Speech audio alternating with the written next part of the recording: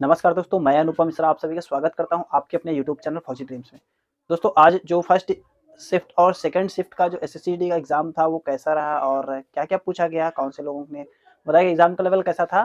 तो आज हम इस बारे में बात करने वाले हैं, पूरे दिन में जो आए हुए प्रश्न हैं और जो लोगों ने फेस किया कि एग्ज़ाम का लेवल कैसा था और एग्ज़ाम किस प्रकार का गया है, कितने नंबर तक लोग कर पा रहे हैं, कितने क्वेश्चन मैक्सिमम अटेम्प्ट कर पा रहे हैं और कौन-कौन सी प्रॉब्लम हो रही है एग्ज़ाम सेंटर में, क्या-क्या चेक हो रहा है। कौन सी चीज़ें लेकर के जाएँ, क्या लेकर नहीं जाएँ, तो वीडियो में बने रहें, एक-एक करके पूरी जानकारी आपको दी जाने वाली है। दोस्तों सबसे पहले मैं बात करता हूँ जो आज जिन भाइयों का एसएससी जीडी का एग्ज़ाम था, वो लोग एग्ज़ाम देने गए, उन्होंने बहुत से क्वेश्चन हमें भेजे हैं, तो उसके बारे में अभी बात करता हूँ।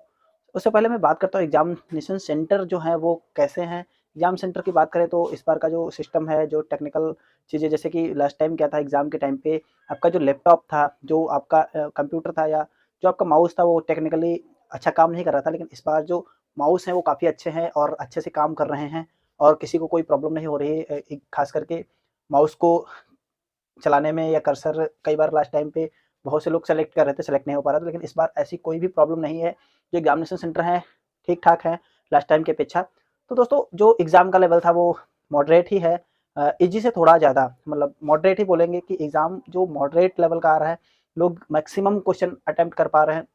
कई लोगों ने बताया कि हमने 60 से 62 क्वेश्चन तक अटेम्प्ट किए हैं, तो ऐसे में जो पेपर का लेवल है वो काफ़ी ज़्यादा ईज़ी माना जाएगा क्योंकि लोग आसानी से एवरेज स्टूडेंट जो है 60 से 62 नंबर तक अटेम्प्ट कर पा रहे हैं।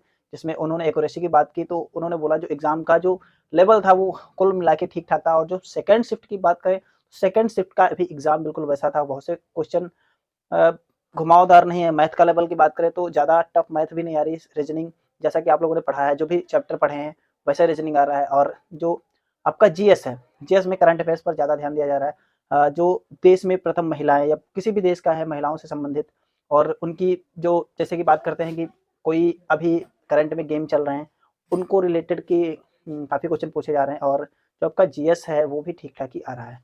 तो कुल मिला के अगर आपकी तैयारी एवरेज में है तो आप अच्छा-सा स्कोर कर पाएँगे और इस स्कोर में जैसे 60-62 क्वेश्चन अगर आप कर पा रहे हैं तो आपका जो सिलेक्शन है वो 99% तक श्योर हो जाता है। तो अब मैं बात करता हूँ जो क्वेश्चन पूछे गए हैं वो क्या क्वेश्चन थे, तो वीडियो में बने रहें और दोस्तों अगर आप पहली बार हमारे चैनल पर आए हैं, तो कृपया हमारे चैनल को सब्सक्राइब करें और साथ ही साथ हमारे वीडियो को शेयर करें। आज का जो एनालिसिस है, जो क्वेश्चन थे वो एग्ज़ाम में कौन-कौन से क्वेश्चन आए हैं, उनके बारे में बात करता हूँ। दोस्तों जो भारत का सबसे उत्तरी बिंदु था, उसके बारे में क्वेश्चन आया था। तो भारत का जो सबसे उत्तरी बिंदु जो है, इंदिरा काल है।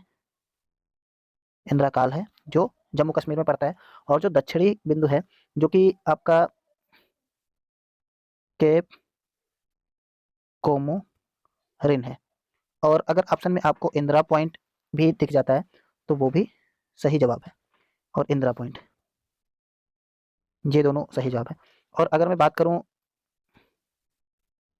बात करता हूँ कि जो आपका जो पूर्वी बिंदु है, उसके बारे में, तो जो आपका पूर्वी बिंदु है, वो आपका की बुत है। आपका जो किबुत है, वो अरुणाचल प्रदेश में पड़ता है। किबुत अरुणाचल प्रदेश में और पश्चिमी जो है वो गौहर है। गौहर गौहर जो आपका है, ये गौर भी आपको लिखा देखने को मिल सकता है और सर क्रीक जो आपका गुजरात राज्य में पड़ता है। जो ऐसा क्वेश्चन आपको देखने को मिल सकता है कल के एग्जाम में।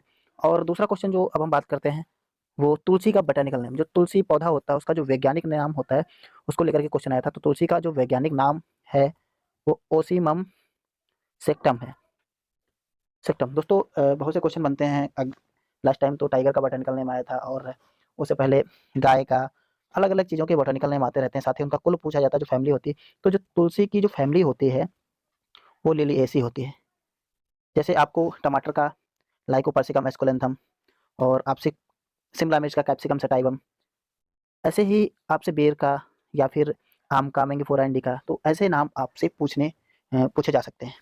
उसके बाद दोस्तों जो हरिहर और बुक्का थे, उनका जो वो कौन से वंश से संबंधित थे, तो हरिहर और बुक्का जो 2 भाई थे, इन्होंने सन 1336 ईस्वी में एक वंश स्थापित किया था जिसका नाम था संगम, संगम राजवंश। तो ये आपका संगम राजवंश था।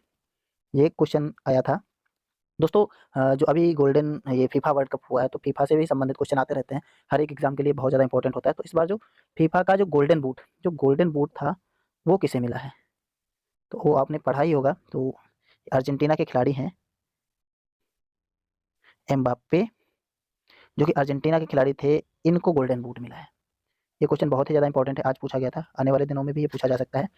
और जो टाइगर रिजर्व, जैसे कि उत्तर प्रदेश से संबंधित क्वेश्चन था, टाइगर रिजर्व, तो दोस्तों ये ऑप्शन पर डिपेंड करता है। एक पीलीभीत टाइगर रिजर्व है,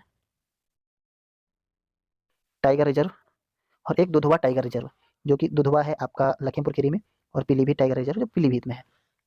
फिर जो एसआई यूनिट, दोस्तों ये फिजिक्स का क्वेश्चन था। जैसे एसआई यूनिट, तो चाल जो होता है, चाल को किस में करते हैं, तो आपका मीटर पर सेकेंड हो गया।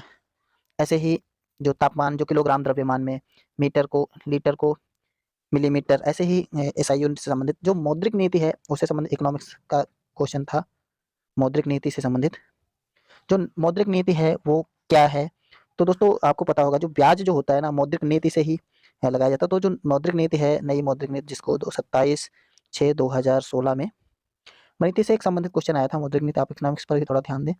और जो दोस्तों एक क्वेश्चन था 74वां संविधान संशोधन, तो दोस्तों 74वां संविधान संशोधन जो था वो क्या था या कब हुआ था, तो दोस्तों 74वां संविधान संशोधन जहाँ तक मुझे याद है 1992 में हुआ था, और 1993 में इसको लागू किया गया था, ये लागू हुआ था। इसमें क्या था, जो शहरी निकायों से संबंधित एक जो संविधान संशोधन था, उसमें उसको लेकर के संशोधन हुआ था। फिर दोस्तों जो 11वीं अनुसूची है, दोस्तों हर एक एग्जाम के लिए जो संविधान की जो अनुसूची है वो बहुत ज़्यादा इंपॉर्टेंट होती है।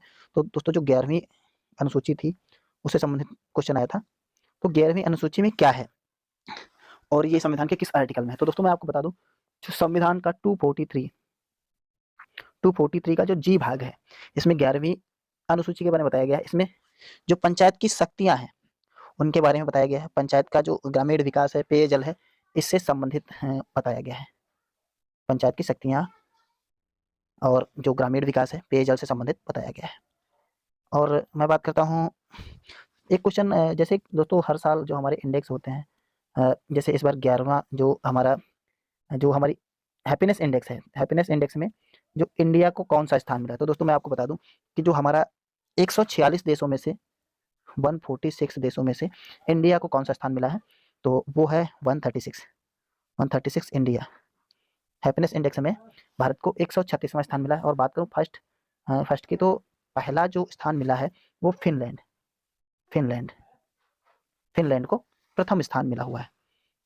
और दोस्तों मैं बात करता हूं अब अगले क्वेश्चन की, तो हर एक एग्जाम में गांधी जी को जरूर पूछा जाता है। तो इस बार गांधी जी का जो पहला सत्याग्रह था, दोस्तों आपने पढ़ा होगा, गांधी जी ने बहुत हमारे देश को आज़ाद कराने में बहुत सा मदद की है, बहुत सहयोग किया, बहुत सी लड़ाई लड़ी है। तो उसमें से उनकी पहली लड़ाई जो थी, पहली लड़ाई से संबंधित क्वेश्चन था, तो वो क्या था, तो दोस्तों मैं आपको बता दूं, गांधी जी ने सबसे पहले 1917 में चंपारण जो कि बिहार में है, चंपारण सत्याग्रह में प्रतिभाग किया था।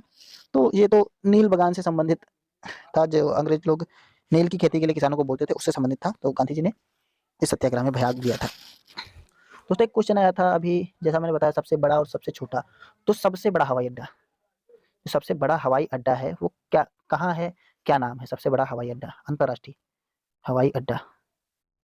तो दोस्तों सबसे बड़ा हवाई अड्डा जो कि सऊदी अरब में है, उसका नाम है किंग फहद इंटरनेशनल एयरपोर्ट, जो कि सऊदी अरब में है। और दोस्तों मैं बात करूं जो भारत का सबसे बड़ा हवाई अड्डा है, ऐसा भी क्वेश्चन पूछने को हो सकता है, जो भारत का सबसे बड़ा हवाई अड्डा है वो है राजीव गांधी अंतर्राष्ट्रीय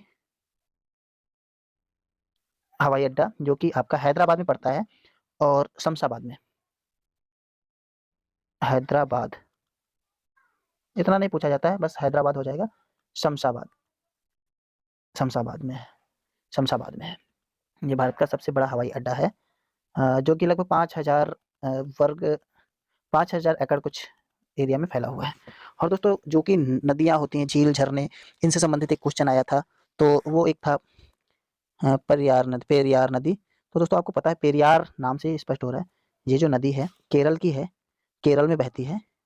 और इस पर एक परियोजना है जो जल विद्युत, वहाँ की सबसे बड़ी जल विद्युत परियोजना, उसका नाम है इदुक्की जल विद्युत परियोजना, जो कि केरल में है। ये क्वेश्चन था। और दोस्तों जो भारत के महापुरुष हैं, वीर पुरुष हैं, इनसे संबंधित भी क्वेश्चन आते रहते हैं। तो आज के क्वेश्चन में एक क्वेश्चन आया था जो नेताजी सुभाष चंद्र बोस से संबंधित था, कि उनका जन्म, तो दोस्तों सबको पता है उनका जन्म 23 जनवरी को हुआ था, और 1897 में। तो ये क्वेश्चन सुभाष चंद्र बोस से संबंधित आया था, कल के दिन में आपको महात्मा गांधी से संबंधित क्वेश्चन देखने को मिल सकते हैं, या रविंद्रनाथ टैगोर से संबंधित क्वेश्चन देखने को मिल सकते हैं। दोस्तों ये कुछ जीएस था, ओवरऑल ठीक था, लोगों ने बताया, और मुझे भी कोई इतना कठिन क्वेश्चन नहीं लगा है इसमें। और बात करें मैथ की, तो मैथ्स जो था, मैथ का लेवल बहुत ही ज़्यादा ठीक ठाक ही था, मॉडरेट लेवल का कह सकते हैं, टफ नहीं था। जो परसेंटेज से थे उसमें से 4-5 क्वेश्चन थे, अनुपात, समानुपात और अलजेब्रा, ऐसे जो कुल मिला के मैथ की बात करें तो मैथ का लेवल भी ठीक ठाक था। और मैथ में लोगों ने 20 में से लगभग 15 क्वेश्चन तक कर लिए हैं, जो एवरेज स्टूडेंट थे, और जो बहुत अच्छे पढ़ने वाले थे उन्होंने भी लगभग 20 क्वेश्चन कंप्लीट किए हैं। बात करें रीजनिंग की, तो दोस्तों रीजनिंग जो है, रीजनिंग तो आपकी प्रैक्टिस पर होती है, जैसे आपकी स्पीड होगी तो वैसे ही आप कर पाएंगे। तो रीजनिंग का भी ठीक ठाक लेवल था, ब्लड ग्रुप से संबंधित क्वेश्चन, नंबर सिस्टम और बहुत से fill in the blanks type के क्वेश्चन थे, मिसिंग नंबर भी था। और उसके बाद हम बात करते हैं आपका जो हिंदी है, तो दोस्तों हिंदी में अशुद्ध वाक्य कौन सा है, ऐसा कुछ सेलेक्ट करना था, कौन से वाक्य में गलती है।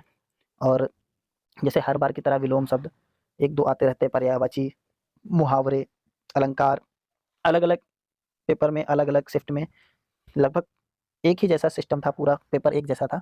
और कुल मिला के आप अगर 80 क्वेश्चन में से 80 क्वेश्चन को देखेंगे तो आपको अगर ठीक ठाक पढ़ने में है तो आप 72 से 73 क्वेश्चन तक आसानी से कर पाएंगे। अब इसमें जो लगभग सही की बात करें तो आपका जो 65 प्लस सही भी हो रहे हैं बहुत से लोगों के, और बहुत से लोगों ने बताया कि पेपर में हमने 60 नंबर तक किए हैं। जो 60 नंबर वाले लोग थे वो भी ठीक ठाक संख्या में। तो दोस्तों हमने आपको बताया कि कौन कौन से क्वेश्चन आज के एग्जाम में पूछे गए थे, और कैसा लगा आपको ये वीडियो, और क्या ये क्वेश्चन आपने पहले से पढ़े हैं, या आपको एग्जाम का लेवल कैसा लग रहा है, तो कमेंट सेशन में जरूर बताएं। और पर डे के रिव्यू और जो क्वेश्चन पूछे जा रहे हैं उनसे संबंधित जानकारी के लिए हमारे चैनल को सब्सक्राइब जरूर करें। तो मिलते हैं एक नए वीडियो में एक नई जानकारी के साथ, तब तक के लिए जय हिंद, जय भारत।